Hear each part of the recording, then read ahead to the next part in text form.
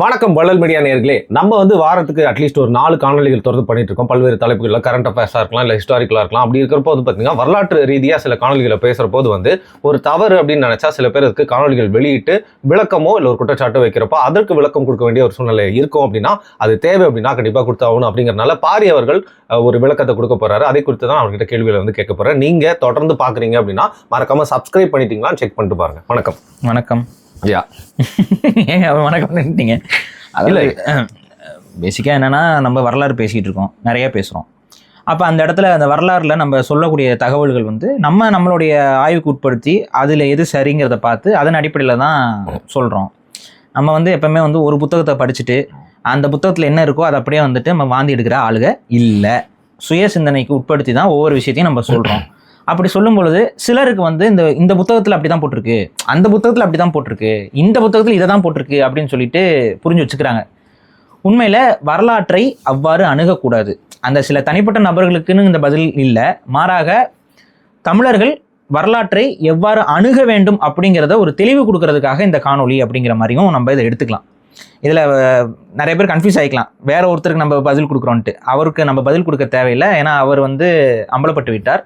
So அவருக்கு நம்ம பதில் கொடுக்க தேவையில்லை. இன்னொருத்தர் இருக்கிறாரு. அவர் யார்? அவரை செல்லமாக எப்படி கூப்பிடுவோம் அப்படின்னு பார்த்தீங்கன்னா, முட்டு கொடுத்து ஒரு இயக்கத்தை தாங்கி பிடிப்பதால் அவரை முட்டுக்காரர் என்று நம்ம செல்லமாக கூப்பிடுவது வழக்கம். ஸோ அதனால் அந்த முட்டுக்காரர் அவருடைய கேள்விகளுக்கு தான் இந்த பதில் என்பது சொல்லப்படுகிறது. முதல்ல ஆட்டோமேட்டிக்காக ஒரு கர்மாந்திர விஷயத்தை பற்றி பேச வேண்டியதாக இருக்கிறது. அதாவது LGBTQ அது நம்மளை விட்டு போகாது. அது போக அதெல்லாம் நம்ம கடந்து போனாலும் வாண்டடாக வண்டியில் ஏறி அதெல்லாம் சப்போர்ட் பண்ணலை. இது மக்களுக்கே தெரிஞ்சிருச்சு. மக்களுக்கு தெரியாமல் கிடையாது. சப்போர்ட் பண்ணுறாங்களா பண்ணலையா அப்படிங்கிறதுலாம் இல்லை. இதில் ஒரு பொறுப்பாளர் அவர்கள் சீமான் அவர்கள் சொல்வதற்கு முந்தைய கால காணொலி எடுத்து காட்டி விட்டார் அப்படின்னு. சரி, முந்தைய கால காணொலி. இப்போ நம்ம ஒரே ஒரு கேள்வி கேட்குறோம். இப்போ அவங்களோட நிலைப்பாடு மாறிடுச்சா? ஏன்னா அந்த அமைப்புக்கெல்லாம் ஃபோன் பண்ணி பேசி அந்த அமைப்புக்காரங்களெல்லாம் கன்வின்ஸ் பண்ணி இந்த அறிக்கை கொடுங்க, அந்த அறிக்கை கொடுங்கன்னு சொன்ன மாதிரி முடிஞ்சால் இந்த பொறுப்பாளரையும் ஒரு அறிக்கை விட சொல்லிட்டீங்கன்னா, சீமான் அவர்கள் சொன்னதுக்கப்புறம் நான் இந்த LGBTQ எல்லாம் ஆதரிக்கிறது இல்லை அப்படின்னு சொல்லி ஒரு அறிக்கை விட சொல்லிட்டிங்கன்னா இன்னும் கொஞ்சம் புண்ணியமாக போகும் அப்படிங்கிறதையும் நம்ம சொல்லிடுறோம்.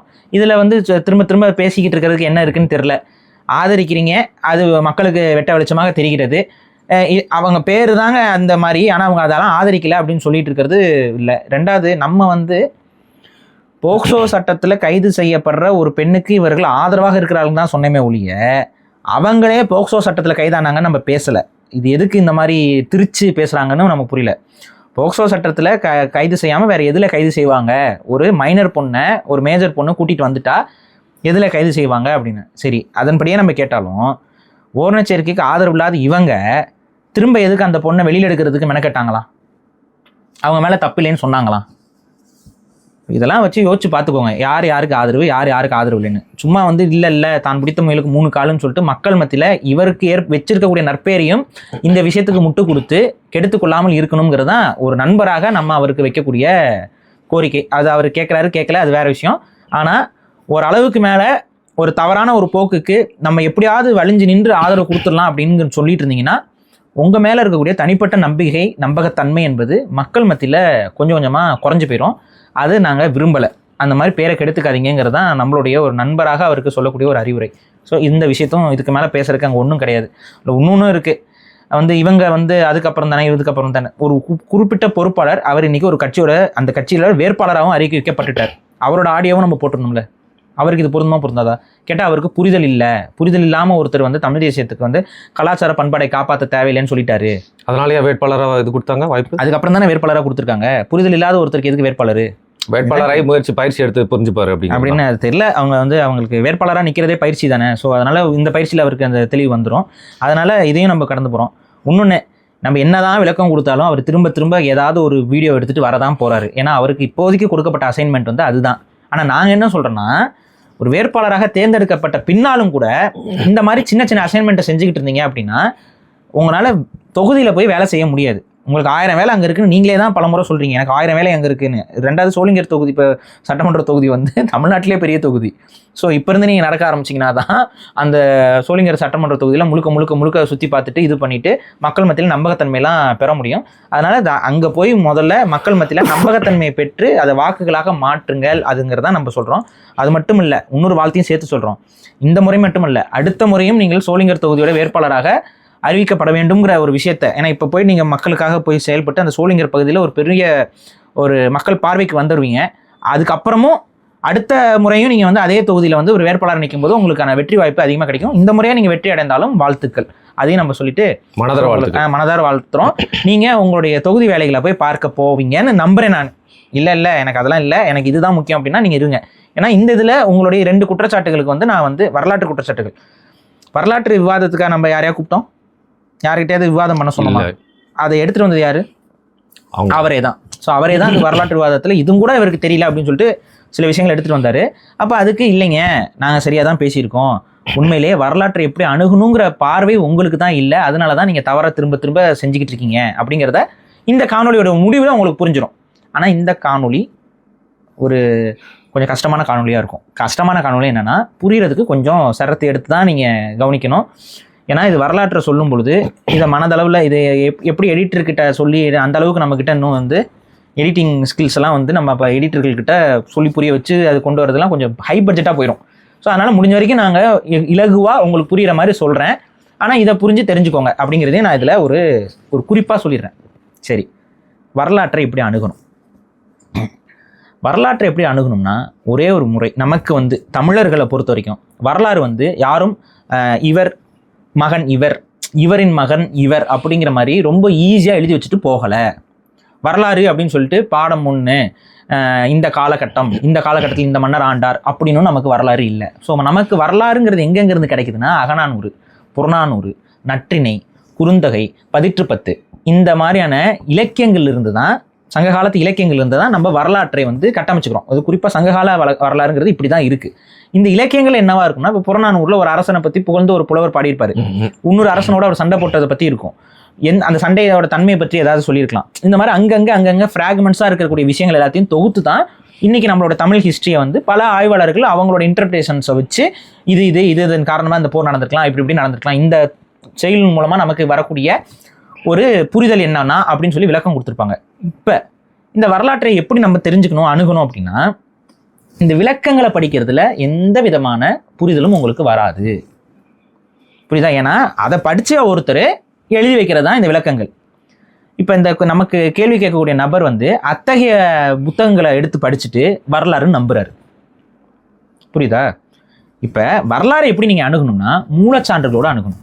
இந்த மூலச்சான்றுன்னு சொல்கிறது எதுனா, சங்க இலக்கிய பாடல்கள். இந்த சங்க இலக்கிய பாடல்கள் இருக்கக்கூடிய குறிப்புகளை வச்சு தான் யார் எப்பப்போ எந்தெந்த காலம் அப்படிங்கிறதெல்லாம் நம்ம ஒரு தீர்மானத்துக்கு வர முடியும். ஸோ இப்போ இதுதான் இது இப்படி தான் அணுகணும். ஸோ மூலச்சான்றுகளை நம்ம சங்க இலக்கியத்துலேருந்தே எடுக்கிறோம். சரி, இவருக்கு இலகுவாக புரியணுமே, ஏன்னா இவர் வந்து பல புத்தகங்கள் படிக்கக்கூடிய நபர். ஸோ இவருக்கு இலகுவாக புரியணுமேங்கிறதுக்காக அந்த புத்தகங்களில் இருக்கக்கூடிய தவறுகளை சுட்டி காட்டி ஒரு ஆய்வாளர் எழுதிய கட்டுரையை நம்ம வந்து அவருக்கு பரிந்துரைத்தோம். இந்த புத்தகத்தில் இந்த இடத்துல இவ்வாறு சொல்லப்பட்டிருக்கு, தேவைன்னா அந்த புத்தகத்தை படித்து கொள்ளுங்கள்னு சொல்லி சொன்னோம். அப்போ ஒரு புத்தகத்தை அவருக்கு நம்ம பரிந்துரை செஞ்சு, அந்த புத்தகத்தை படிங்க, அதில் அந்த கருத்துக்களை அவர் தெளிவாக சொல்லியிருப்பார், உங்களுக்கு ஒரு புரிதல் வரும் அப்படின்னு சொல்லி, ஏன்னா இவரோட தன்மையில் இவர் புக்கு படிப்பார், ஸோ படித்து தெரிஞ்சுக்கிட்டோம்னு சொல்லி நான் வந்து ஆதாரத்தை கொடுத்தோம். அந்த ஆதாரம் அது என்ன புத்தகம்னு பார்த்தீங்கன்னா, சங்ககால அரச வரலாறு அப்படின்னு சொல்லி அந்த புத்தகத்தோடைய பேர். அந்த புத்தகத்தை வெளியிடுறது யாருன்னு பார்த்தீங்கன்னா, தமிழ்நாடு அரசு தஞ்சை பல்கலைக்கழகம், தமிழ்நாடு அரசு தஞ்சை பல்கலைக்கழகத்துடைய ஒரு வெளியீடு அந்த புத்தகம். அதை எழுதியவர் யாருன்னு பார்த்தீங்கன்னா, குருநாதன் அப்படின்னு சொல்லக்கூடிய ஒரு முனைவர் பட்டம் பெற்ற ஒரு வரலாற்று ஆசிரியர். சரியா? அவருடைய புத்தகத்தை படித்து இவருக்கு புரிதல் வந்துடும் அப்படின்னு நினச்சி தான் நம்ம அந்த புத்தகத்தை சொன்னோம்.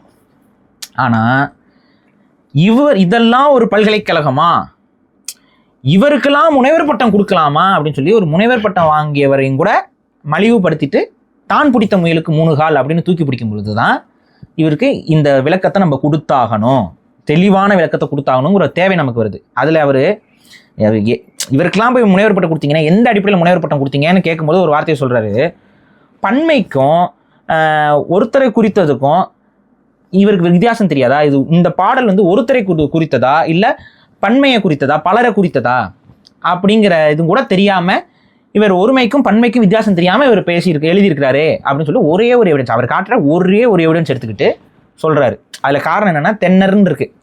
தென்னர் அப்படின்னா பாண்டியர். இப்போ பாண்டியர்னா பன்மையா ஒருமையா அப்படிங்கிறது தான் இவருக்கு இருக்க குழப்பம். எனக்கு என்ன ஒரு சந்தேகம் வந்துருச்சுன்னா, இப்போ சப்போஸ் இவர் எங்கேயாவது வரும்பொழுது வாருங்கள் வாருங்கள் அமருங்கள் அமருங்கள் அப்படின்னு நம்ம சொன்னோம்னா, நான் ஒரு ஆள் தானே வரேன், என்ன வாருங்கள் வாருங்கள் பல பேரா வருகிறோம் ஒருவர் தானே வருகிறோம் அப்படின்னு சொன்னா எப்படி இருக்கும்? நான் யோசிச்சு பார்த்தேன். அப்படிதான் இது. அந்த பாடல் உடைய பொருள்ல அது ஒருத்தரை குறிக்குதா அது பலரை குறிக்குதான்னு பார்க்கும் பொழுது அல்ல தென்னர்னு வந்துருச்சு அதனால பொதுவா அது குறிக்குது அப்படின்னு வரும். சரி ஓகே அப்படின்னு எடுத்துக்கிறாரு இவர். நம்ம அதுக்கு ஒரு விளக்கமும் கொடுக்கணும். உங்களுக்கு வேணா அது பொதுவான பெயராக பார்க்கப்படலாம், ஆனால் எங்களுக்கு அது அவ்வாறு புரியல. காரணம் என்னன்னா, வரலாறுல நேரடியாக தலையாலங்கானத்து செருவென்ற பாண்டியன் நெடுஞ்செழியனைத்தான் சிறு வயதிலேயே போர்க்களம் போய் 7 அரசர்களை வென்றான் அப்படிங்கிற குறிப்பு நமக்கு இருக்கு. அதை பாடும் பொழுது வேற பாண்டியர்களுக்கு இவ்வாறு பாடலை. இவரை பற்றி பாடும் பொழுது மிக தெளிவாக அந்த பாடல் வரும். அப்ப தலையாலங்கானத்து செருவென்ற பாண்டியன் நெடுஞ்செழியனை புகழ்ந்து பாடும் பொழுதுதான் புலவர்கள் எவ்வாறு பாடுறாங்க. புலவர் எவ்வாறு பாடுறாரு அப்படின்னு பாருங்க. நீ உன்னுடைய இந்த வயதுல வீரக்கலல் அவர் அந்த அந்த போர்க்கள சூழலை பற்றி பாடுறாங்க. அப்போ வந்து வீரக்கலல்ங்கிறது அந்த காலில் அணியக்கூடிய அந்த வளையம் மாதிரி இருக்கும்ல, அதான் வீரக்கலல். போர்க்களத்துக்கு போகிறப்ப போடுறோம். அதை போட்டுட்டு அதுக்கப்புறம் வந்துட்டு பார்த்தீங்கன்னா வேப்பம்பூ மாலை அணிஞ்சிருக்க, அது போக ஐம்படை தாலி போட்டிருக்க அப்படிங்கிறாரு. இந்த ஐம்படை தாலிங்கிறது வந்து சிறுவர்கள் போடக்கூடிய தாலி. அது வந்து இந்த விஷ்ணுவுடைய அந்த 5 சின்னங்கள் பொறித்திருக்கும்லாம் சொல்லுவாங்க. இந்த ஐம்படை தாலி இது வந்து சிறார்கள் போடக்கூடியது. இதையும் சொல்லி நீ இதெல்லாம் போட்டுட்டு வேப்பம்பூ மாலையெல்லாம் அணிஞ்சு வரும் பொழுது உன்னோட ஐம்படை தாலியோடய நீ வந்துட்ட போர்க்களத்துக்கு, உன்னோட ஐம்படை தாலியோடய நீ வந்துட்ட அப்படின்னா ஐம்படை தாலி சிறுவர்கள் போடுறது. அதில் இன்னொன்னு சொல்றாரு, இப்போதான் நீ பால் குடிக்கிற தன்மையிலிருந்து சோறு பாலை விட்டு இப்போதான் நீ சோறு திங்கவே ஆரம்பிச்சிருப்ப, அதுக்குள்ள நீ போர்க்களத்துக்கு வந்து இத்தனை மன்னர்களை நீ எடுத்து நிற்கிற அப்படின்னு பாடுறாரு. இது வந்து நமக்கு வருது, சங்க இலக்கிய பாடலில் கிடைக்குது. இப்போ இதன் மூலமாக என்ன தெரியுதுன்னா, இந்த பாண்டிய மன்னன் தான் இளமை காலகட்டத்திலேயே ஒரு போர்க்களத்தில் வந்து இந்த மாதிரி பால் மனம் கூட மாறாத சிறுவனாக இருந்த காலகட்டத்திலே இவன் போர்க்களத்தை சந்திச்சிருக்கான் அப்படிங்கிறது பாடல். இந்த பெருமையின் அடிப்படையில் தான் இந்த தென்னர் அப்படிங்கிற இடத்துல எல்லாருக்குமான ஒரு பெருமையாக வருது. இதை பாண்டிய குலத்தை புகழ்ந்து பாடும்போது இந்த வழியில் வந்தவனே அப்படின்னு சொல்லி பாடுறாங்க. இப்போ இல்லை பாண்டியர் குலத்தில் இருக்கக்கூடிய அத்தனை பசங்களும் சின்ன வயசுலேயே போர்க்களத்துக்கு போயிடுவாங்கிறது தான் இதுக்கு பொருள். அப்படின்னா அந்த மாதிரி வேற யாருக்காவது பாடப்பட்டிருக்கா இலக்கியங்களில், சங்க இலக்கியங்களில் அந்த மாதிரி 300 பாண்டியர் வந்து சின்ன வயசுலேயே களம் கண்டுட்டாரு, இந்த மாதிரி பால் மனம் மாறாமல் இந்த மாதிரி பாடல் நமக்கு ஏதாவது கிடைக்குதா? ஸோ எதுவுமே கிடைக்கல. அப்படி இருக்கும்போது இந்த அரசனைத்தான் அது குறித்து இந்த அரசனுடைய தன்மையில் அந்த பொதுத்தன்மையோட பாண்டியரோட சேர்த்து புரியுதா? இப்போ வருண் உங்களை இப்போ நீங்கள் ஒரு வேலை செய்கிறீங்க, இப்போ உங்களோட மகனை புகழ்ந்து பாடும் பொழுது உங்களையும் சேர்த்து வச்சு பாடுறது இருக்குல்ல, அந்த மாதிரி கான்செப்ட்ல உங்களோட ஒட்டுமொத்த கம்யூனிட்டி ஒட்டுமொத்த ட்ரெடிஷனையும் சேர்ந்து பாடுற மாதிரி தென்னர் அப்படிங்கிறது. இந்த தென்னர் அப்படிங்கிறது ஒரு மரியாதை நிமித்தமாக இது போடும் கூட வரும். இது எப்படி நம்ம எடுத்து இல்லை பன்மைங்கிறத வந்து நீங்கள் எப்படி ஒருவருக்குன்னா சரி, இது அவரோட புத்தகத்தில் அவர் எடுத்துக்காட்டியிருக்க ஒரு எடுத்துக்காட்டு, இது நம்ம எடுத்து சொல்லலை, அது அவரோட புத்தகத்தில் இருக்க ஒரு எடுத்துக்காட்டு. அந்த எடுத்துக்காட்டை இவர் ஏற்றுக்கல. சரி, நீ ஏற்றுக்க தேவையில்லை, அது பன்மை ஒருமை இந்த குழப்பத்தில் இருக்கலாம், நான் இதுக்குள்ளேயே வரல. இப்போ உங்களுக்கு மூலச்சான்றுகளோட தலையாலங்கானத்து செருவென்ற பாண்டியன் நெடுஞ்செழியன் தான் ஆரிய படை கடந்த பாண்டியன் நெடுஞ்செழியனுக்கு முன்னத்தியர். அதாவது தலையாலங்கானத்து செருவென்ற பாண்டியன் நெடுஞ்செழியன் தான் காலத்தால் ஆரிய படை கடந்த பாண்டியன் நெடுஞ்செழியனுக்கு மூத்தவர் அப்படிங்கிறத உங்களுக்கு நான் வித் எவிடன்ஸ் வித் ப்ரூஃப் மூலச்சான்றுகள் சங்க இலக்கியத்தோடு நான் உங்களுக்கு உறுதிப்பட நிறுவருக்கு நான் தயார். அதை நான் நிறுவனேன். ஏன்னா இது உங்களுக்கு நிறுவனம் இல்லை, மக்களுக்கும் வரலாற்றை எவ்வாறு அணுகணும் இந்த புத்தகத்தை படிச்சுட்டு அணுகிறது இல்லை. நான் சொன்னது மாதிரி சங்க இலக்கிய பாடல்களுடைய மூலத்தை உணர்ந்து அந்த மூலத்தை தான் படிக்கணும். நீங்கள் வரலாறு படிக்கணும்னு நாங்கள் ஆசைப்பட்டீங்கன்னா, நிறைய பேர் கேட்குறீங்களே வரலாறு படிக்கணும் எந்த புத்தகத்தில் படிக்கணும்னா அகநானூறு படிங்க, புறநானூறு படிங்க, குறுந்தொகை படிங்க, 18 படிங்க, நற்றிணை படிங்க. இதுதான் சங்க இலக்கிய வரலாறு. இதுக்குள்ளே தான் அரசர்களோட வரலாறுலாம் இருக்குது. இதுதான் மூலம். இந்த மூலத்தை படிச்சிங்கன்னா தான் உங்களுக்கு வரலாறு புரியும். இதை விட்டுட்டு அடுத்தவங்க எழுதிய புத்தகத்தை படித்தா உங்களுக்கு சுயசிந்தனை வராது. சுயசிந்தனை வராதனால இவங்க சொன்னதெல்லாம் சரின்னு நீங்கள் நம்ப ஆரம்பிச்சிருவீங்க. இதையும் ஏன் நம்பக்கூடாதுன்னு நான் சொல்கிறேன்னா, தமிழ் தேசிய பார்வையில் பல வரலாறு எழுதப்படவில்லை. பல வரலாற்று ஆசிரியர்களும் தமிழ் தேசிய பார்வையிலிருந்து அந்த வரலாறுகளை அணுகல. அதனால அதுல நிறைய நம்மளால ஏற்றுக்கொள்ள முடியாத கருத்துக்களோ ஏதோ இருக்கும். அந்த குழப்பம் உங்களுக்கு வர ஆரம்பிச்சிடும். அதனாலதான் மூலத்திலிருந்து படிங்க. இந்த மூலத்துல என்ன சொல்லப்பட்டிருக்குங்கிறத படிக்கணும். ஸோ மூலத்தை வைத்தே தலையானங்கானத்து செருவென்ற பாண்டி நெடுஞ்செழியன் தான் காலத்தால் மூத்தவன் அப்படிங்கிறத நம்ம இப்போ நிறுவ போகிறோம். பாயிண்ட் பை பாயிண்டாக பார்த்துக்கோங்க. முடிஞ்ச பேனா பென்சில்லாம் எடுத்து குறிப்பு கூட எடுத்துக்கோங்க. அப்போ தான் வந்து இது புரியும். தலையானங்கானத்து செருவென்ற பாண்டி நெடுஞ்செழியன் தான் காலத்தால் மூத்தவன் அப்படிங்கிறத நம்ம நிறுவ போகிறதுக்கு முன்னாடி இந்த காலத்தை எப்படி கணிக்கலாம்ங்கிற ஒரு சென்ஸ் உங்களுக்கு நம்ம புரிய வைக்கணும். அதுக்கு எப்படி நம்ம கணிக்கலாம்னா, இப்போ டைரெக்டாக தலையானங்கானத்து செருவென்ற பாண்டி நெடுஞ்செழியன் அவருடைய காலகட்டத்தவர்கள் அப்படிங்கிறதுல ஒரே சமகாலத்தவர்கள் யாராருன்னு முதல்ல உங்களுக்கு தெரிய வரணும். அதை எப்படி பண்ணலாம்? இந்த இப்போ ஃபார் எக்ஸாம்பிள் வந்து இப்போ தலையானங்கானத்து செருவென்ற பாண்டி நெடுஞ்செழியன் ஒரு இடத்துல போய் சண்டை போடுறாருன்னா யாரோட சண்டை போட்டிருப்பாரு? ஒரு அரசனோட சண்டை போட்டிருப்பாரு. அப்போ அந்த அரசரும் அவரும் ஒரே காலத்தவராக இருக்கணுமா? இப்போ இவரோட இவர் போர் செய்தார் அப்படின்னு சொல்லி ஒரு பாடல் நமக்கு சங்க இலக்கியத்தில் கிடைக்குது அப்படின்னா இவங்க ரெண்டு பேரும் ஒரே டைமை சார்ந்தவர்கள், ஒரே காலத்தை சார்ந்தவர்கள் நம்ம புரிஞ்சுக்கலாம். அப்போ இவருடைய காலத்தை தீர்மானிக்கிறதுக்கு அவருடைய வரலாறுல சொல்லப்படுற நபர்கள் எந்தெந்த காலம் அப்படிங்கிறத கம்பேர் பண்ணால் எந்தெந்த காலத்தில் இவங்கெல்லாம் ஒன்றா இருந்தாங்கிறது தெரிஞ்சிடும். ஸோ அந்த காலத்துக்கும் ஆரியப்படை கடந்த நெடுஞ்செழியனுடைய காலத்தை தீர்மானிக்கிறதுக்கு அவர் யாரோடலாம் சண்டை போட்டார், யாரோடலாம் தொடர்பில் இருந்தாருங்கிறத காமிச்சா இந்த ரெண்டு பேரோட டைம் ஸ்கேல் என்னன்னு தெரிஞ்சிடும்ல. இந்த டைம் ஸ்கேலுக்கு நடுவில் ஒரு கனெக்ஷன் இருக்கும்ல, இவங்களுக்குள்ள நடந்த ஏதாவது ஒரு நிகழ்வுகள். இதை வச்சு இவங்க ரெண்டு பேருடைய காலத்துக்கும் நடுவில் எவ்வளோ டிஸ்டன்ஸ் இருக்குன்னு கண்டுபிடிச்சலாம். அதில் யார் முன்னாடி யார் பின்னாடிங்கிறத நம்ம கண்டுபிடிச்சலாம். கரெக்டா? இவ்வளோதான் விஷயம். இதுதான் இந்த லாஜிக்கின் அடிப்படையில் தான் இப்போ நம்ம வரலாற்றை அணுக போகிறோம். நான் சொன்னது போலவே கொஞ்சம் கடினமாகத்தான் இருக்கும். ஏன்னா வரலாறே முழுமையாக தெரியாத நபர்களுக்கு இது கொஞ்சம் புரிந்து கொள்வது கஷ்டமம். ஆனால் நிறுத்தி நிதானமாக கேட்டிங்கன்னா உங்களுக்கு புரிஞ்சிடும். ஸோ ஃபஸ்ட்டு நம்ம எடுக்க போகிற பாடல் வந்து பார்த்தீங்கன்னா புறநானூற்றில் இருக்கக்கூடிய ஒரு பாடலை தான் நம்ம எடுக்க போகிறோம். அந்த புறநானூற்றில் இருக்கக்கூடிய 24வது பாடல் மாங்குடி மருதனார் அவர்களால் எழுதப்படக்கூடிய பாடல். அந்த பாடலில் இருக்கக்கூடிய செய்திகளின் மூலமாக அந்த பாடப்பட்ட தலைவன் யாருன்னு பார்த்தீங்கன்னா தலையானங்கானத்து செருவென்ற பாண்டியன் நெடுஞ்செழியனுக்காக அந்த பாடல் என்பது பாடப்படுகிறது. அதில் வரக்கூடிய செய்தி என்ன அப்படின்னு பார்த்தீங்கன்னா, எவ்வி என்ற மன்னரோடு அவர் போர் செய்தாருங்கிற தகவல் வந்து நமக்கு அந்த பாடலில் கிடைக்குது. இந்த எவ்விங்கிற மன்னர் பார்த்தீங்கன்னா மிளலை கூற்றம் அப்புறம் வந்து முத்தூர் கூற்றம் அப்படிங்கிற 2 பகுதிகளை ஆட்சி செய்து வந்திருக்கிறாருங்கிறது நமக்கு தெரிய வருது. இவருடைய இந்த பகுதிகளை தலையானங்கானத்து செருவென்ற பாண்டியன் நெடுஞ்செழியன் கைப்பற்றுகிறார், போர் செஞ்சு அதை கைப்பற்றுகிறார். இந்த தகவல் வந்து இந்த மாங்குடி மருதனார் இவருடைய பாடல் மூலிமா நமக்கு தெரிய வருகிறது. இந்த மிளலை கூற்றம் அப்படின்னா என்னன்னு பார்த்தீங்கன்னா, அது வந்து பார்த்தீங்கன்னா கடல் சார்ந்த ஒரு பகுதி. அந்த பாடலே வரும். அந்த பாடலே வந்து அது வந்து ஒரு கடற்கரை ஓரத்தில் இருக்கக்கூடிய ஒரு நிலப்பரப்பு அப்படின்னா, அந்த கூற்றம் அப்படின்னா வந்து ஒரு தனிப்பட்ட ஊருன்னு சொல்லிட முடியாது. அது வந்து பல ஊர்கள் சேர்ந்த ஒரு நாட்டு பகுதின்னு நம்ம சொல்லலாம். அது ஒரு கோஸ்டல் ஏரியா. ஸோ மிளலை கூற்றம்ங்கிறது வந்து ஒரு கடல் சார்ந்த பகுதி. இந்த முத்தூர் கூற்றம் அப்படிங்கிறது ஒரு விவசாய பகுதி, நெல் விவசாய பகுதி. ஸோ இதை வந்து நம்ம இந்த பாடலுடைய வரிகள் மூலமாகவே நம்ம தெரிஞ்சுக்கலாம். இந்த 2 கூற்றங்களையும் இந்த பகுதிகளை தலையானங்கானத்து செருவென்ற பாண்டி நெடுஞ்செழியன் எவ்வி என்ற மன்னனோடு போர் செய்து வெற்றி காண்கிறான்கிற ஒரு தகவல் இந்த புறநானூற்று 24வது பாடல் மூலமாக நமக்கு தெரிய வருகிறது. You can go and read Purananuru and verify this fact. சரியா? அப்போ எவ்வியும் தலையானங்கானத்து செருவென்ற பாண்டி நெடுஞ்செழியனும் ஒரு காலத்தவர்களும் தெரிஞ்சுதா? ஸோ அப்போ தானே அவனோட இடத்த போய் அவன் கைப்பற்ற முடியும். ஸோ ஒரே டைமில் ஒரே காலகட்டத்தில் 2 பேரும் சண்டை போட்டிருக்காங்கன்னு நமக்கு இதில் வரலாற்றில் ப்ரூவ் பண்ணலாம். சரி, வச்சுருங்க. இப்போ சரி, இந்த எவ்வி யாருன்னு பார்த்தீங்கன்னா அதுக்கு நமக்கு ஒரு டைம்லைன்ல இன்னொரு வரலாறு நம்ம தெரிஞ்சுக்கணும். இந்த எவ்வி யாருன்னு பார்த்தீங்கன்னா பாரியுடைய மாமனார், பாரிவள்ளலுடைய மாமனார். பாரினா என்னோட மாமனார் நினைச்சுக்காதீங்க, அதையும் நான் சொல்றேன். வரலாற்றில் இருக்கக்கூடிய பாரியுடைய மாமனார் தான் எவ்வி. எவ்வியோடைய மகளை தான் பாரி திருமணம் செய்திருக்கிறார். சரியா? எவ்வியோடைய மகளை தான் பாரி திருமணம் செய்திருக்கிறார். இதுக்கு என்ன ப்ரூஃப் அப்படின்னு நீங்க கேட்கலாம். இதற்கு உங்களுக்கு சாட்சி எங்க இருக்குன்னு பார்த்தீங்கன்னா அதே புறநானூற்றில் 202வது பாடல். அந்த பாடலில் இதுக்கான ப்ரூஃப் உங்களுக்கு கிடைக்கும். அது என்ன பாடல் அப்படின்னா, அந்த பாடலை பாடியவர் யாருன்னு பார்த்தீங்கன்னா கபிலர். பாரியுடைய நண்பராக இருக்கக்கூடிய கபிலர் தான் அந்த பாடலை பாடுகிறார்.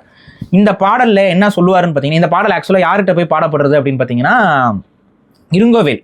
இவங்க எல்லாமே வேலிர்கள் தான். எவ்வியும் ஒரு வேலிர் தான்.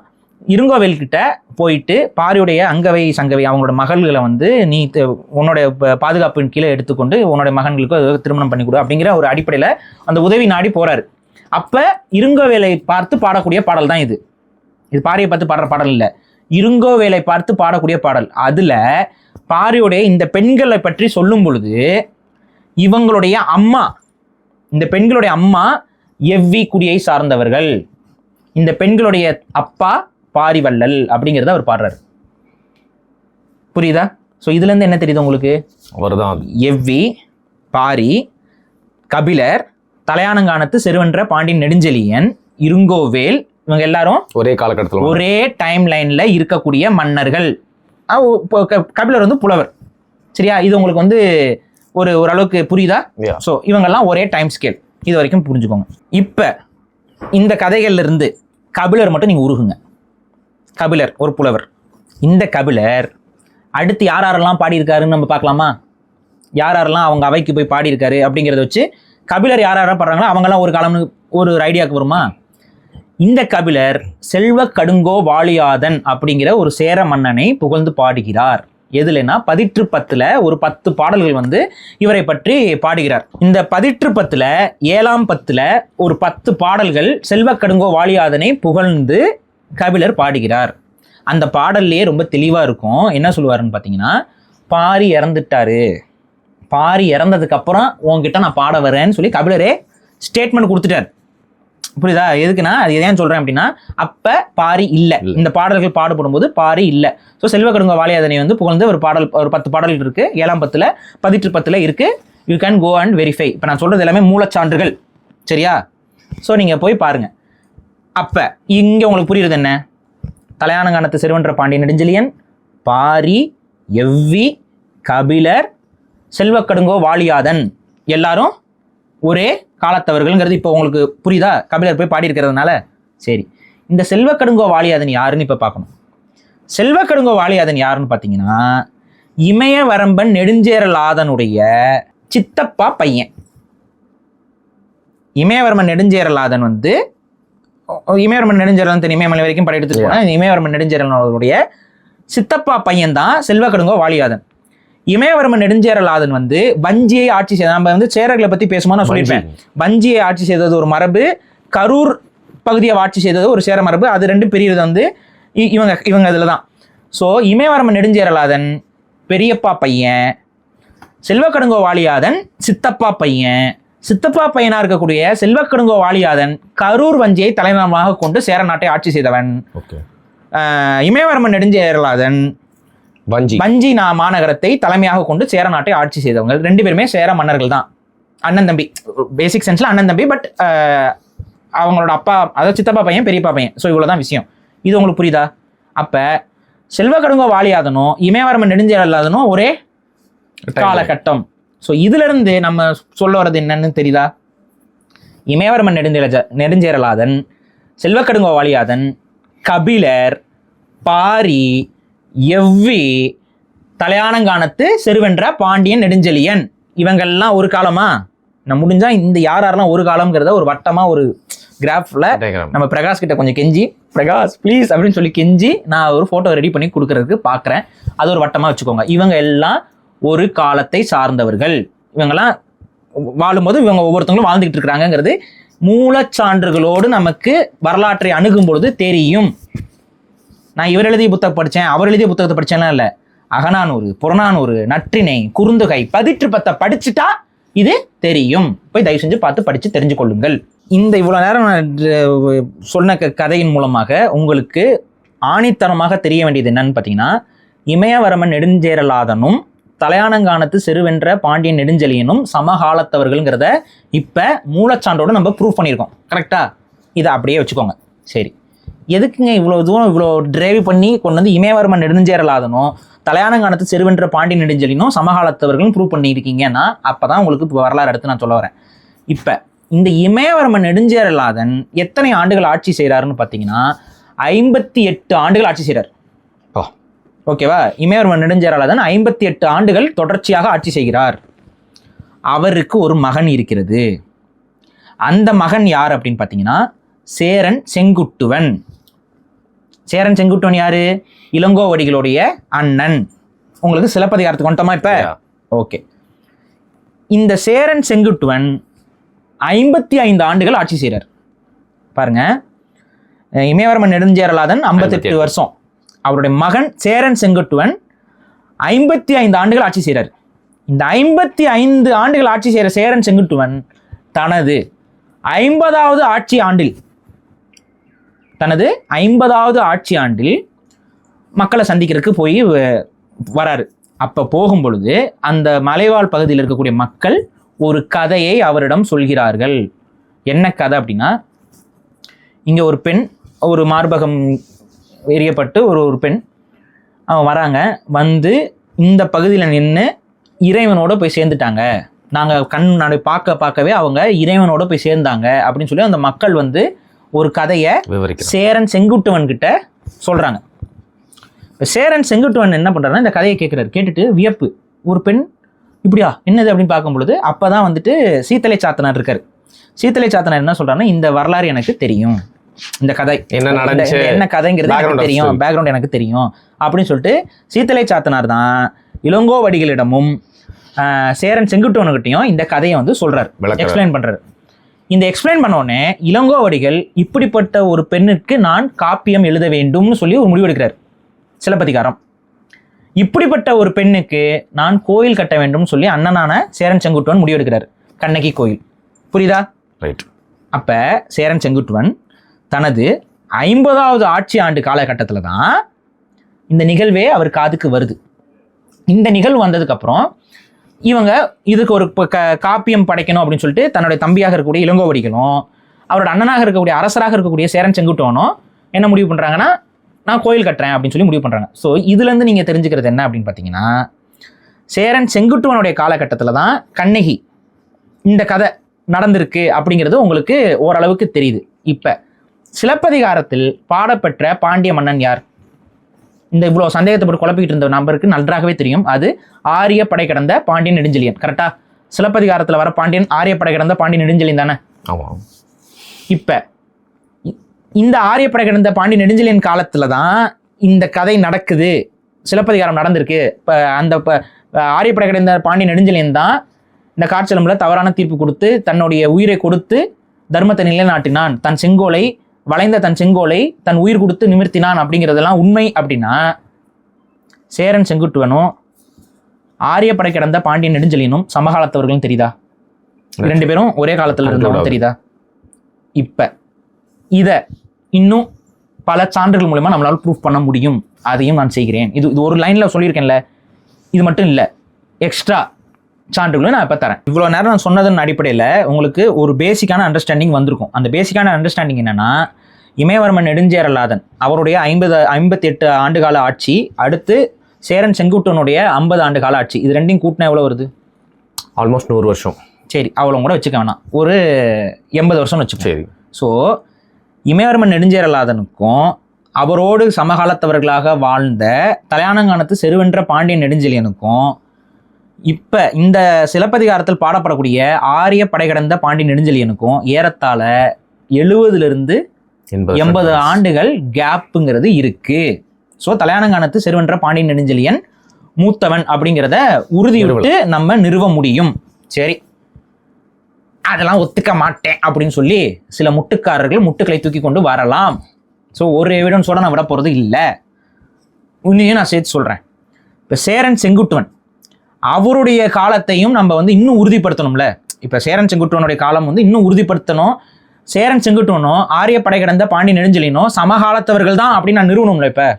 இப்போ அதுக்கும் நான் சில எடுத்துக்காட்டுகளை நான் காட்டுறேன். இதில் ஆரிய படை கடந்த பாண்டியன் நெடுஞ்செழியன்கிறது அவருடைய பெயர். ஏன்? ஆரிய படைகளை தோற்கடித்தார் அப்படிங்கிற அடிப்படையில்.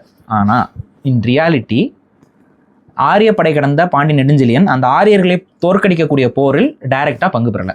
அவருடைய படைத்தளபதியாக இருக்கக்கூடிய பழையன் மாறன் அப்படிங்கிறவர் தான் அந்த போருக்கு தளபதியாக தலைமை தாங்கி அந்த போரில் வெற்றி வாகை சூடி வருகிறார். ஆட்டோமேட்டிக்காக ஒரு மன்னனுடைய படை வெற்றி பெற்றாலும் அந்த மன்னன் தான் வெற்றி பெற்ற கணக்கு. ஸோ அதனால ஆரிய படை கடந்த பாண்டியன் நெடுஞ்செழியன் தெரியுது. இதை நம்ம எங்கிருந்து எடுக்கலாம்னா, அகநானூர்ல இதுக்கான தரவுகள் வந்து நம்ம கிட்ட இருக்கு, பாடல்ல இருக்கு. பழையன் மாறன் யாருன்னு சொல்லி நீங்க தேடி பார்த்தீங்கன்னா அகநானூற்று பாடல்கள்ல இருந்து உங்களுக்கு அந்த தகவல் கிடைக்கும். இந்த பழையன் மாறன் தளபதி ஆரிய படை கடந்த பாண்டியன் நெடுஞ்செழியனோட தளபதியா? இப்ப இந்த பழையன் மாறனையும் சேரன் செங்குட்டுவனையும் ஒரே டைம் ஸ்கேல இணைக்கிறதுக்கு ஏதாவது ஒரு ப்ரூஃபை காமிச்சா இவங்கெல்லாம் ஒரே ஸ்கேல்னு புரிஞ்சிருமா உங்களுக்கு? இருக்கு. காரணம் என்னன்னா, இந்த பழையன்மாறனை போர்ல தோக்கடிக்கிறது யாருன்னு பார்த்தீங்கன்னா சோழன் கிள்ளிவளவன். இந்த பழையன்மாறனோட போர் செய்து அந்த போரில் வெற்றி காண்பது யாருன்னு பார்த்தீங்கன்னா சோழன் கிள்ளிவளவன். இந்த கிள்ளிவளவன் யாருன்னு நீங்க எடுத்துக்கிட்டீங்கன்னா சேரன் செங்குட்டுவனுடைய மாமா. ஓகே. இப்போ நீங்க கேட்கலாம், இவன் சோழன் இவன் சேரன் எப்படி மாமாவாக இருக்க முடியும்? அதெல்லாம் மன உறவுலாம் வச்சுப்பாங்கல்ல, அதையும் சொல்லிடணும்ல. சேரன் செங்குட்டுவனுடைய தாய் வந்து சோழ நாட்டு இளவரசி. இது நம்ம ஆக்சுவலாக முன்னாடியே நான் ஒரு காணொலியும் உங்கள்கிட்ட சொல்லியிருக்கோம். அப்போ பழையன்மாறனை தோற்கடிக்கக்கூடிய கிள்ளிவளவன் சேரன் செங்குட்டுவனுடைய மாமா.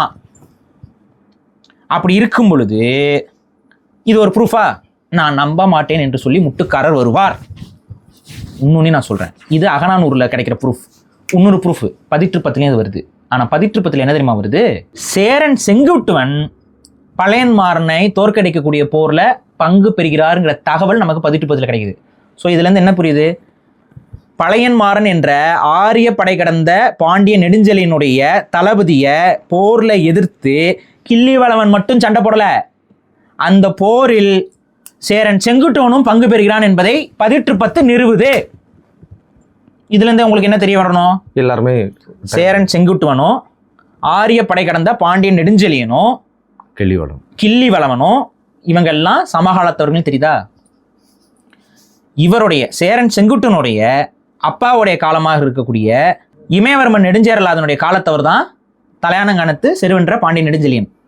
அவருடைய மகனாக இருக்கக்கூடிய சேரன் செங்குட்டுவனுடைய காலகட்டத்தை சார்ந்தவர் தான் ஆரிய படை கடந்த பாண்டிய நெடுஞ்செழியன். யார் மூத்தவர்? அவர் தான் மூத்தவர். இல்லை, தலையானங்கானத்து செருவென்ற பாண்டிய நெடுஞ்செழியன் தான் மூத்தவர். இதுதான் நமக்கு மூலச்சான்றுகளோடு கிடைக்கக்கூடிய தகவல். இப்போ நான் சொன்ன ஒவ்வொருனுக்கும் மூலச்சான்றுகள் இருக்கு, ஆதாரங்கள் இருக்கு. போய் படிச்சு சங்க இலக்கியங்களை படிச்சா தெரியும். இந்த புத்தகம் அவர் எழுதிய புத்தகம், அவர் அதுக்கு எழுதிய புத்தகம். புத்தகத்தை படிப்பதால் மட்டும் அறிவு வளர்ந்து விடாது, ஆய்வுத்தன்மை வளரணும். சோர்ஸ்ல இருந்து ஆய்வு பண்ணணும், சோர்ஸ்ல இருந்து எடுக்கணும், சுய புத்தியை பயன்படுத்தணும். 10 புத்தகத்தை படிக்கிறதுனால ஒருத்தன் பண்டிதன் ஆகிவிட முடியாது. 10 புத்தகத்தை படித்து அதில் சரி எது தவறு எதுன்றதை பிரித்து பார்த்து முட்டு கொடுக்காமல் எவன் இருக்கிறானோ அவன்தான் நல்ல அறிவாளியாக இருக்க முடியும். அவனை தான் மக்கள் உணர்ந்து கொள்வார்கள். அவன்கிட்ட தான் நேர்மை இருக்கும், அவன்கிட்ட தான் நியாயம் இருக்கும். இதையும் நம்ம சொல்லிடுறோம். இந்த ப்ரூஃப் மூலமாகவே ஓரளவுக்கு நீங்கள் இதை புரிஞ்சிருக்கலாம். இருந்தாலும் நம்ப மாட்டேன்னு சொல்கிறவர்களுக்காக இன்னொரு எடுத்துக்காட்டை என்னால் இதில் காட்ட முடியும். எடுத்துக்காட்டுக்கு வந்து பார்த்தீங்கன்னா இளஞ்சேரல் இரும்புரை. இந்த இளஞ்சேரல் இரும்புரை யாருன்னு பார்த்தீங்கன்னா, நான் சொன்னேன்ல செல்வ கடுங்கோ வாலியாதன். செல்வ கடுங்கோ வாலியாதன் யாரு? இமயவர்மன் நெடுஞ்சேரலாதனுடைய தம்பி, சித்தப்பா பையன். இந்த செல்வ கடுங்கோ வாலியாதனுடைய பேரன் இளஞ்சேரல் இரும்புரை. செல்வ கடுங்கோ வாலியாதனுடைய பேரனான இளஞ்சேரல் இரும்புரை சிலப்பதிகாரத்தில் வருவார், மென்ஷன் பண்ணிருக்காங்க. நடுக்கற்காதை வஞ்சிக்காண்டத்தில் இந்த குறிப்பு உங்களுக்கு வரும். இதில் நீங்கள் பார்த்தீங்க அப்படின்னா இளஞ்சேரல் இரும்புரை வந்து சதுக்கபூதம்ங்கிற ஒரு அந்த சிலை, அது அந்த சிலையை வந்து கரூர் வஞ்சிக்கு கொண்டு வந்து விழா எடுத்தான்ங்கிற குறிப்பு இருக்குது. ஸோ இளஞ்சேரல் இரும்புரையும் சேரன் செங்குட்டுவனும் ஆரிய படை கடந்த பாண்டியன் நெடுஞ்செழியனும் இளங்கோவடிகளும் இவங்கள்லாம் சமகாலத்தவர்கள்ங்கிறது உங்களுக்கு தெரியும். இப்போ இதன் மூலமா, இந்த மூலச்சான்றுகள் மூலமா உங்களுக்கு புரியுதா? இதை வைத்து பார்த்தாவே தெரியவில்லையா? ஆரிய படை கடந்த பாண்டிய நெடுஞ்செழியன் தலையானங்கானத்து செருவென்ற பாண்டிய நெடுஞ்செழியனுக்கு பின்னத்தையர், கடைசியா வந்தவர், அடுத்து வந்தவர் அப்படிங்கிறது உங்களுக்கு தெரியலையா? இன்னும் என்ன, எத்தனை ப்ரூஃப் வேணும்? இதெல்லாமே மூலச்சான்றுகளோட நான் உங்களுக்கு நிரூபிக்கிறேன். சிம்பிளா தான் இருக்கு புரிஞ்சுக்கிறதுக்கு. ஸோ இந்த இதை நீங்கள் அழகா நீங்கள் உட்காந்து யோசிச்சு இந்த இருக்க ப்ரூஃப் எல்லாம் நீங்கள் வெரிஃபை பண்ணி பார்த்தீங்கன்னாவே நீங்களே நாங்கள் சொல்றது தான் கரெக்டுங்கிறது தெளிவாக தெரியும். இதில் இந்த புத்தகத்தில் அப்படி இருக்கு, அந்த புத்தகத்தில் அப்படி இருக்கலாம் இல்லை, மூலச்சான்றுகள்ல இப்படி தான் இருக்கு. இல்லை நீங்கள் படித்தா மட்டும் கஷ்டம் இல்லை, யார் வேணால் அதை படித்தா போய் தெரிஞ்சுக்கலாம், அவ்வளோதான் விஷயம். இது வெரிஃபை பண்ணுறதுக்கான வழிமுறைகளையும் எப்படி வரலாற்றை அணுகணும், இவர் எழுதிட்டாரு அவர் எழுதிட்டாரு அப்படின்லாம் நம்ம பார்க்க தேவையில்லை. உங்களுக்கு எளிமையாக புரியணுமேங்கிறக்காக தான் அந்த புத்தகத்தை நான் உங்களுக்கு ரெக்கமெண்ட் பண்ணேன். ரெண்டாவது, இவர் பரவாயில்ல புத்தகத்தெல்லாம் ரெக்கமெண்ட் பண்ணுறாரு, இது வரைக்கும் அவர் ரெக்கமெண்ட் பண்ணி நான் பார்த்ததில்ல, இப்போ புரியுதா ஏன் நான் ரெக்கமெண்ட் பண்ணலன்னு? பல புத்தகங்களில் தவறாக இருக்கே, என்ன பண்ணுறது? வரலாறாக அணுகணும்னா மூலச்சான்றுகளை பார்த்து தான் எழுதணும். நிறையா நம்மவர்களுமே தவறுகள் செய்திருக்கிறார்கள் வரலாற்றை அணுகும் பொழுது. இதில் ஏன் நம்ம ஏங்க இப்போ என்னங்க ஆரிய படை கடந்த பாண்டிய நெடுஞ்செழியன் பின்னாடி இருந்தானே முன்னாடி இருந்தானே என்னங்க பிரச்சனை, விட்டு போகலாம்ல, அப்படியே விட்டு போகலாம்லன்னு நீங்கள் சொல்லலாம். ஆனால் அதுக்கும் எனக்கு இவ்வளோ மெனக்கட வேண்டிய அவசியம் இருக்குன்னா அதுக்கு காரணம் ஒன்று இருக்கு. தமிழ் தேசிய சிந்தனை கொண்ட காரணம் அது. காரணம் என்னன்னா, ஆரிய படை கிடந்த பாண்டியன் நெடுஞ்செழியனை பற்றி புறநானூற்றில் ஒரே ஒரு பாடல் தான் இருக்கு. அவ்வளோ வார்த்தைகள். அந்த பாடல் எழுதி எப்படி யார் தெரியுமா? யாரு? அவரே தான். நான் நினைச்சேன் ஆரிய படை கிடந்த பாண்டியன் நெடுஞ்செழியனை தான் புறநானூற்றில் அவருடைய பாடல் ஒரே ஒரு பாடல் தான் இடம்பெறுது. ஆனால் தலையாலங்கானத்து செருவென்ற பாண்டியன் நெடுஞ்செழியனை பற்றி பல பாடல்கள் புறநானூற்றில் வெவ்வேறு புலவர்களால் பாடப்பட்டிருக்கு. கரெக்டா? இப்ப ஆரியப்படை கிடந்த பாண்டியன் நெடுஞ்செழியனை நீங்க வரலாறுக்கு முன்னத்தேர்னு கொண்டு போனீங்கன்னா புறநானூற்றில் இருக்கக்கூடிய பெரும் பகுதி சிலப்பதிகார காலத்திற்கு பின்னதையா போயிடும். புரியுதா? அப்ப தமிழர் வரலாற்றையே அங்க இருக்கக்கூடிய கிட்டத்தட்ட வந்து ஒரு 30-40 அரசர்களுடைய வரலாற்றை அப்படியே நீங்க காலத்துக்கு பிந்தியதான் தள்ளுறீங்க. ஒரு 80-100 ஆண்டுக்கு பின்னாடி தள்ளுறீங்க. கரெக்டா? இதுதான் இங்க தப்பு நடக்கும். சிலர் வேண்டுமென்றே இதை செய்கிறார்கள். கால்குலேட் பண்ணி இந்த புத்தகத்துல இவ்வாறு நீங்க சொல்றீங்களே, அது ஒரு பல பேரும் சங்க இலக்கிய காலத்தை பின்னுக்கு தள்ளணுங்கிற நோக்கத்துக்காக பண்றாங்க. மேபி அந்த சதி உங்களுக்கு தெரியாமல் இருக்கலாம். தமிழின் மீது பற்றோடு நம்ம ஆய்வு செய்யும் பொழுது இந்த சதியும் உங்களுக்கு கண்ணுக்கு தெரியணும். காலத்தை வந்து பின்னுக்கு தள்ளக்கூடாது. புறநானூற்று பாடல்கள்ல அத்தனை முறை மென்ஷன் ஆயிருக்கக்கூடிய தலையாலங்கானத்து செருவென்ற பாண்டியன் நெடுஞ்செழியனை நீங்க ஆரியப்படை கிடந்த பாண்டியன் நெடுஞ்செழியனுக்கு பின்னுக்கு தள்ளும் பொழுது சங்ககால பாடல்கள் எல்லாமே சிலப்பதிகாரத்துக்கு பின்னத்தியதுன்னு ஆகி போயிடும். அப்ப அங்க ஒட்டுமொத்த அரசர்களும் அத்தனை படைகளும் அத்தனை போர்களும் அப்படியே காலத்துக்கு பின்னாடி தள்ளுறீங்க நீங்க. அது தவறு. ஒரு அரசனை நீங்க முன்னுக்கு பின்னாடி குழப்புறதன் மூலமாக நம்மள வரலாறே செதஞ்சு போயிடும். அதனால நாங்க சொன்னது சரிதான். நீங்க தான் ஒழுங்கா ஆய்வு பண்ணாம அடுத்தவர்களுடைய புத்தகத்தில் இருக்கிறத படிச்சு அதுதான் உண்மைன்னு நம்பிக்கிட்டு நீங்க வந்து பேசிக்கிட்டு இருக்கீங்க. உண்மைன்னா என்னன்னா, இப்ப நான் சொன்னதுக்கு எல்லாத்துக்குமே ஆதாரங்கள் இருக்குல்ல, போய் தேடி பாருங்க. சங்க இலக்கிய சான்றுகளோடு மூலச்சான்றுகளை அணுகி பாருங்க, உங்களுக்கு இந்த உண்மை புலப்படும். ஆகவே இப்போ உங்களுக்கு தெளிவாக புரிந்திருக்கும் என்று நான் நம்புகிறேன். முடிஞ்சா நான் அந்த சார்ட்டையும் வந்து நான் காட்டுறேன். யாரெல்லாம் ஒரு காலம், யாரெல்லாம் அதுக்கு அடுத்த காலம் அப்படிங்கிறத காட்டுறேன். இதுக்கு தான் மூலச்சான்றுகள் உண்டு. மூலச்சான்றோடு நம்ம வரலாற்றை அணுகணுங்கிறதையும் நான் இங்கே பதிவு பண்றேன். இந்த செக்மெண்ட் முடியுது. இப்போ அடுத்து இன்னொரு குற்றச்சாட்டும். இப்போ இந்த வீடியோலாம் பார்த்ததுக்கப்புறம் வேற ஏதாவது வீடியோ எடுத்து குற்றச்சாட்டு எடுத்து தான் வருவார். இப்போ இது எனக்கு உண்மையிலே நேரம் இல்லை. ஏன்னா இந்த வீடியோஸ்லாம் அதிகமாக போகிறதில்ல. மேபி அவருக்கு வந்து மேபி அவரோட சேனல் வளர்க்குறதுக்கு இதெல்லாம் தேவைப்படலாம். ஆனால் நம்ம சேனலுக்கு இது வந்து பேக் ட்ராப் தான். ஏன்னா இது வந்து எல்லாரும் விரும்பிலாம் பார்த்துட்டு இருக்க மாட்டாங்க. ஏன்னா இது ரொம்ப டீட்டெயில்டாக போகிறதுனால ரொம்ப முடிந்த வரைக்கும் நம்மளாம் எளிய முறையில் தான் வரலாற்றை வந்து மக்கள்கிட்ட கடத்துறோம். அது மட்டும் இல்லாமல் நம்ம எல்லாருக்குமே தெரிந்தவர்கள் அப்படின்லாம் நம்ம என்னையும் காட்டிக்கிட்டதும் கிடையாது. அது வந்து அவங்களா ஒரு மாதிரி நினச்சிக்கிறாங்களோ என்னமோ தெரியல. இவருக்கு தான் எல்லாம் தெரியும் என்று நினைத்து கொண்டிருக்கிறாங்கன்னா அப்படிலாம் பேசிக்கிட்டு இருக்காங்க. நான் அப்படிலாம் சொல்லவே இல்லையே. கட்டுறது கைமண் அளவு தான். அதில் எனக்கு எந்த மாற்று கருத்தும் இல்லை.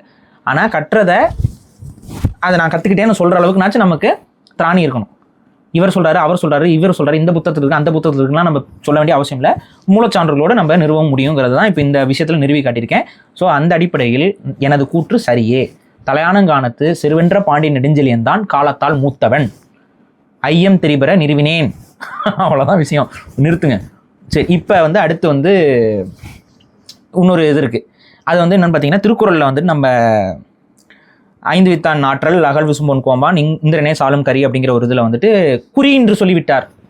Same thing. நின்ற வென்ற கரி என்பதை இவர் குறி என்று சொல்லிவிட்டார். குறின்னா என்னத்தை சொரிக்கும் தெரியுமா அப்படின்னு சொல்லி ஒரு பீப் போடுற மாதிரி ஒரு விஷயத்தையும் சேர்த்து அவர் வந்து சொல்லிக்கிட்டு அவர் அடுத்து வந்து போறாரு. சரி, ஓகே, நம்ம அதான் நான் சொல்றேன்ல, இதோட நிற்க மாட்டார் இவர். இன்னும் போய் ஏதாவது கிடைக்குமான்னு பார்த்து எடுத்துட்டு வருவார். அதில் நம்ம இந்திரனை பற்றி ஒரு பாட்காஸ்ட் பண்ணோம், ஞாபகம் இருக்கா? இவர் நான் பேசுகிறது இதுக்கு முன்னாடி ஒரு பாட்காஸ்ட்லேருந்து எடுத்து காட்டியிருக்காரு. ஆக்சுவலாக இந்திரனை பற்றி நம்ம பேசின பாட்காஸ்ட்டில் நான் தெளிவாக தான் சொல்லியிருப்பேன். நான் அதையும் நான் காட்டுறேன். அதுவும் ஒரு சில மாதங்களுக்கு முன்னாடி எடுத்த வீடியோ தான்.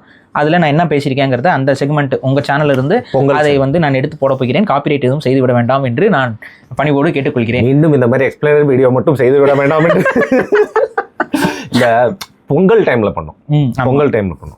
ஸோ அது வந்து அந்த வீடியோ நான் காட்டுறேன். அதிலே நீங்கள் பார்த்துக்கோங்க. நம்ம வள்ளுவரையே நீங்கள் எடுத்து பாருங்கள். 5 விதமான புலன்களையும் அடக்கக்கூடியவன் இந்திரன். 5 புலன்களையும் அடக்கக்கூடியவனுடைய ஆற்றல் என்ன அப்படின்னா இந்திரனை போய் பாரு அப்படிங்கிறார். அப்ப திருக்குறள்ல வருது 5 வித்தான் ஆற்றல் அகல் விசும்போர் கோமான் இந்திரனே சாலும் கரி அப்படின்னு வருது. ஆக்சுவலா நான் என்னோட புரிதல் என்னங்கிறதையும் நான் தெளிவா சொல்லிடுறேன். அதுல அந்த குறள் வந்து என்ன சொல்லுதுன்னு பாத்தீங்கன்னா, 5 புலன்களை அடக்குபவனுடைய ஆற்றல் எத்தகையது அப்படின்னு பாத்தீங்கன்னா அது இந்திரன் பார்த்தாவே தெரியும் அப்படிங்கிறத அந்த இது. இதை நம்ம இப்படி சொல்லாம நம்ம என்ன சொல்லியிருந்தோம்னா 5 வித்தைகள் கற்றவனுடைய திறன் என்ன அப்படின்னா அது வந்து அந்த இந்திரனை பார்த்தாவே தெரியுங்கிற மாதிரி நான் விளக்கம் கொடுத்துருக்கேன். அது என்ன 5 வித்தை அப்படின்னு அவர் கேள்வி கேட்டிருக்காரு. 5 அவித்தான்ங்கிறது ஒரு வித்தைன்னு சொல்லிட்டாருன்னு இவர் நினைச்சுக்கிட்டு அவர் நமக்கு ஒரு பதில் கொடுக்குறாரு. ஆனால் ஆக்சுவலாக அந்த புரிதல் நான் சொல்லலை. அட்டமா சித்திகள் என்னன்னு தெரியுமா? சத்தியமா தெரியாதுங்க. உங்களுக்கு தெரியாமல் இருக்கலாம், மேபி அவருக்கு ஏதாவது ஒரு 10 புக்கு படிச்ச மாதிரி தெரிஞ்சிருக்கும். பஞ்சமா சித்திகள், இந்த பஞ்சமா சித்திகள் அட்டமா சித்திகள் இதெல்லாம் எதில் வரும்னு பார்த்தீங்கன்னா சித்தர்களுடைய பாடல்களில் வரும். இந்த சித்தர்களுக்கு இந்த பவர்லாம் இருக்குங்கிறது அவங்களுடைய நம்பிக்கை. அந்த சித்தர் பாடல் பவர்ஸ். அட்டமா சித்திகள்லாம் 8 திறமைகள், 8 சித்திகள். அதுமே பஞ்சமா சித்திகள் அப்படின்னா 5 சித்திகள். இதெல்லாம் வந்து இது புத்த மற்றும் வைணவ சைவ எல்லா மதத்திலையுமே அட்டமா சித்திகள் பஞ்சமா சித்திகள் அதுவும் வந்து எனக்கு சரியான ஞாபகம் இல்லை. லகிமம் மகிமம் பராக்கிரமம் ஏதோ சம்திங்லாம் வரும். அதாவது லகிமம்னா வந்து இலகுவாக மாறுறது, மகிமம்னா அப்படியே பிரபஞ்சத்தோடு கலந்து பெரிய அளவு உருவத்தை எடுக்கிறது, அதுக்கப்புறம் வந்து இந்த வெயிட் அதிகமாக காட்டுறது. இதெல்லாம் வந்து ஆக்சுவலாக இந்த இது நம்ம எதில் சொல்லியிருப்போம்னு எனக்கு என்ன ஞாபகம்னா நம்ம ராவணன் இல்லை இவரோட சைனீஸ் அந்த போனாருங்க போதி தர்மருடைய படத்தை பத்தி விளக்கும் போது தான் இந்த அனைமா இதை சொல்லியிருப்பேன்னு நினைக்கிறேன். இது பேசிக் என்ன அப்படின்னு பாத்தீங்கன்னா 5 புலன்களை அடக்கும் பொழுது விதவிதமான பவர்ஸ் நமக்கு கிடைக்கும்ங்கிறது ஒரு நம்பிக்கை. சரி, இப்ப இந்த 5 புலன்களை அடக்குவதை வித்தை என்று சொல்லலாமா சொல்ல வேண்டாமா? கண்டிப்பா. இப்ப எப்படி நீங்க அடக்குவீங்க? கண் எப்படி அடக்குவீங்க? கண்ங்கிற புலமைய அது மூணுனா அது வேறங்க. ஒரு நிலைப்படுத்தி இது பண்றோம், அது ஒரு வகை வித்தை தானே. வித்தைனா என்ன? ஒரு திறமை. வித்தக்காரண்டா அப்படிங்கிறோம்ல, அப்ப திறமையானவன் அப்படின்னு அர்த்தம். இப்ப இந்த பஞ்சபூதங்களை அடக்குவது திறமையும் வித்தையும் தோட பொருந்துமா பொருந்தாதா? கண்டிப்பா. பசி அடக்கிறதுலாம் பெரிய இது ஒரு கலோக்கியலான ஒரு எக்ஸ்பிளனேஷன்ல நம்ம எல்லா மக்களுக்கும் இயல்பா புரியணுங்கிறதுக்காக சொல்லிட்டு போறது. அப்படி எல்லாம் சொல்லக்கூடாது அப்படின்னா வித்தாய் எப்படி சொல்றேன்னு எனக்கு புரியல. நான் ஒரு இயல்பான மக்கள் எல்லாருக்கும் புரியணுங்கிற அடிப்படையில நம்ம ஒரு இலகுபடுத்தி சொல்றோம். அதை எடுத்துக்கிட்டு இவருக்கு இதுவும் கூட தெரியவில்லை எதுக்கு? அதாவது என்னன்னா எல்ஜிபிடிக்கு பிரச்சனை, அதுக்கு பதில் கொடுக்க முடியாம போயிட்டாரு. பாண்டிய மன்னர் வரலாறுக்கு போயிட்டாரு, அப்புறம் திருக்குறளுக்கு போயிட்டாரு, அப்படி இன்னும் போய்கிட்டே இருப்பார் அவர். ஆனா நமக்கு நேரம் இல்லை. இவருக்கு விளக்கம் கொடுத்து நமக்கு நேரத்தை வீணடிக்க விரும்பவில்லை. அவர் தாராளமாக அவர் நம்பக்கூடிய கட்சிக்கு முட்டு கொடுத்து கொள்ளட்டும், அதுல எனக்கு எந்த பிரச்சனையும் கிடையாது. நம்மளை வந்து தேவையில்லாமல் வந்து பிடிவாதக்காரர் அதுன்னு சொன்னதுனால தான் நம்மளா எடுத்து பேசணுமா? ஏதாவது யார் நம்மளை பிடிவாதக்காரன்னா ஃபர்ஸ்ட் வாட்டி கூட இன்னொரு தான் பண்ணும்.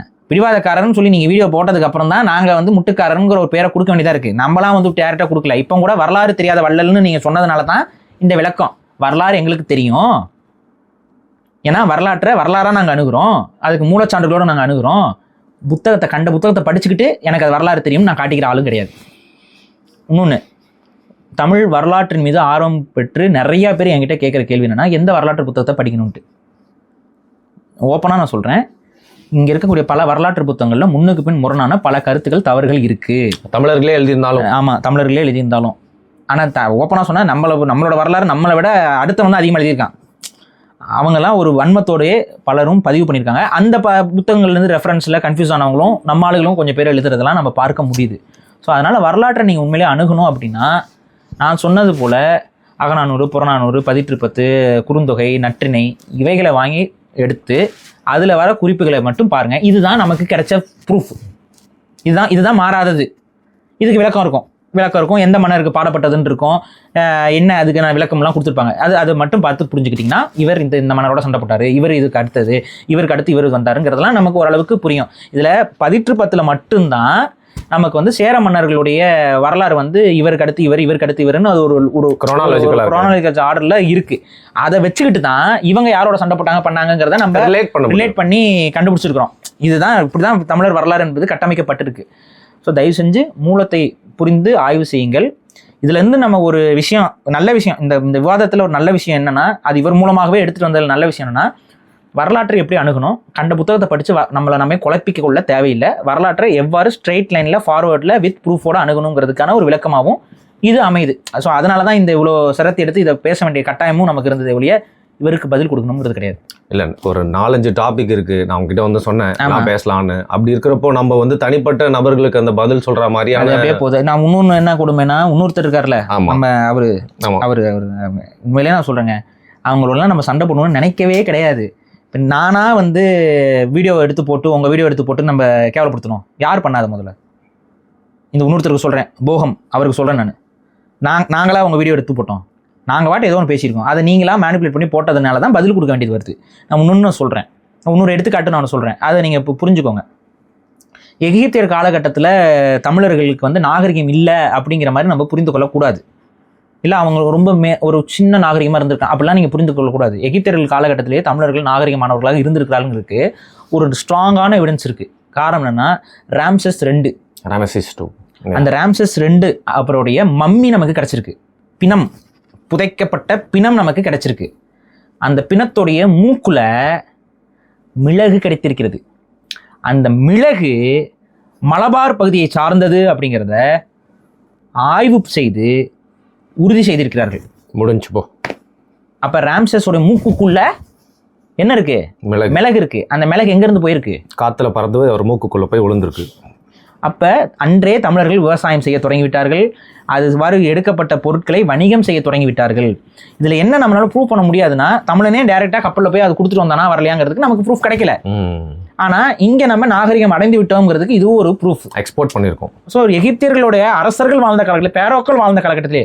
ஏன்னா இது எதுக்கு நான் சொல்றேன்னா, நிறைய பேர் இந்த அந்த டிஸ்கஷன் என்ன நினைச்சிட்டாங்கன்னா வந்துட்டு எகிப்து மன்னர்கள்லாம் முடிஞ்சதுக்கு அப்புறம் நம்ம வந்து அதுக்கப்புறம் அந்த பிரமிட்லாம் மண்ணுக்குள்ள போனதுக்கு அப்புறம் அந்த கிங்ஸ் ஆஃப் வேலியில வேடிக்கை பார்க்க போயிட்டு குரங்கு மாதிரி கிறுக்கி வச்சுட்டு வந்தாங்கன்னு சொல்றது எவ்வளவு இழிவான செயல்ங்கிறது. காரணம்னா மம்மியாக இருக்கக்கூடிய மன்னருடைய மூக்குக்குள்ளேயே தமிழனுடைய விவசாய பொருள் ஒளிஞ்சிருக்குங்கிறத வைத்து தமிழன் அன்றே விவசாயம் செய்ய தொடங்கிவிட்டான், வணிகம் செய்ய தொடங்கிவிட்டான்ங்கிறத நம்மளால ப்ரூவ் பண்ண முடியும்.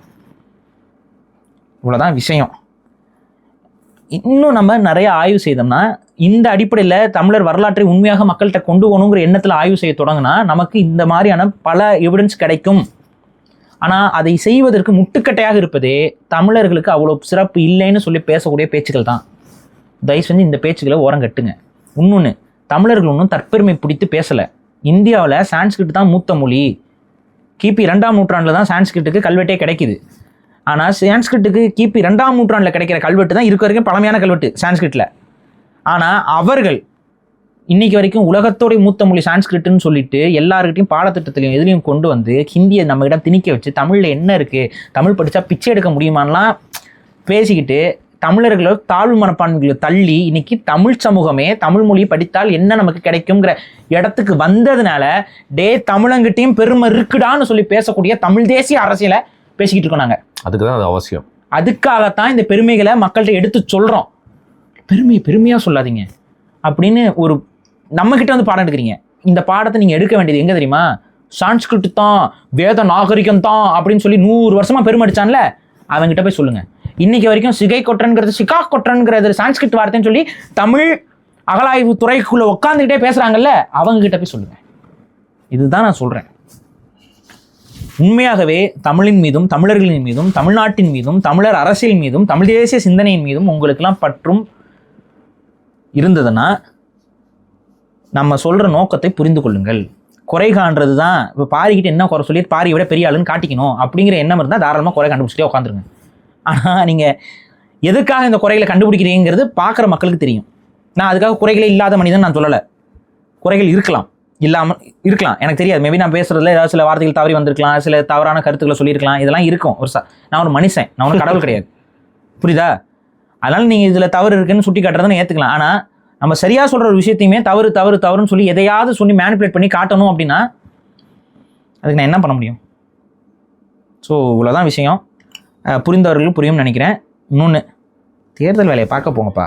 சும்மா இங்கேயே சுற்றிக்கிட்டு தேர்தலில் களத்துக்கு போயிட்டு அங்கே போய் ஏதாவது நம்ம மக்கள் வாக்கு போடுறாங்களா என்னன்னு போய் கேட்டு வாக்கை வாங்கி அங்கே ஜெயிச்சு வந்து மக்களுக்கு நல்லது செய்ய முடியுமான்னு போய் பாருங்க. அவ்வளோதான் நம்ம சொல்லுவோம். நீங்கள் மனசார தானே சொல்கிறீங்க? உண்மையிலேயே மனசார தாங்க சொல்கிறேன். சரி, ஓகே. நிஜமாவே அந்த நல்ல மனசுக்காக வந்து பார்த்தீங்கன்னா உங்களை பாராட்டிகிட்டே இந்த வீடியோ முடிச்சுக்கிறேன். மிக்க நன்றி. நன்றி.